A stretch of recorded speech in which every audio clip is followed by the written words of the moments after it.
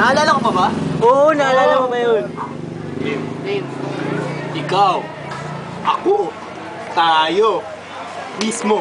Isang pagkakataon, isang pagbabago. Nandito po ako sa harapan ninyo, hindi dahil sa lakas ng loob, kundi sa hangarin kong pagbabago. Magandang umaga po.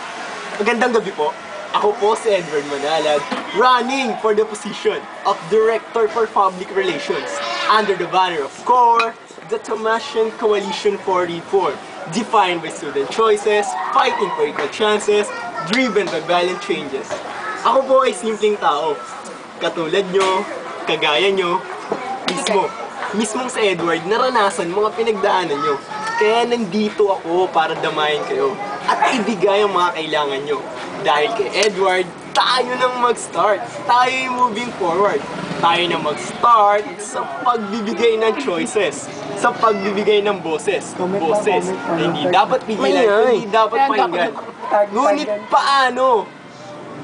Mismo, tayo mismo ang magbibigay ng direksyon sa ikagaganda ng ating kolehiyo. Mga bagay-bagay na dapat pagdesisyonan. Mga survey na dapat sagutan. Because every major decision concerning our welfare should be coursed through a proper forum. Ate, gusto mo bang magulat at mabigla na lang na may reshuffle na? Hindi, di ba? Kaya dapat updated ka at makibahagi sa bawat isa. Kaya sa tulong nyo, mismo, ako mismo, magtutulong-tulong tayo. Sana tayo. Simulan na natin to. Ay, magtulong-tulong sana tayo. Ito na, nakalimutan ko na. Sige lang. Simulan na natin to, magtulong-tulong sana tayo. Because every students have the freedom not just to participate, but be an active member of student team. Ano ba ba? Tayo na napagtripan nyo, pare ah. Tayo na mag-start. Tayo moving forward. Kay Edward. Every student, ano ba? Nakalimutan ko na, Brad. Tayo na mag-start. Tayo moving forward. Everyone deserves to have equal exposure. Hindi lang yung mga artista. Diba?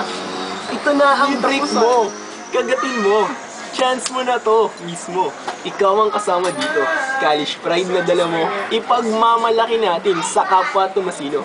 Because we, the students, have an equal chance to be heard. Tayo na mag-start. Tayo moving forward. Kaya Edward, kung nahihiya kayo magsabi, dito kayo sa akin tabi.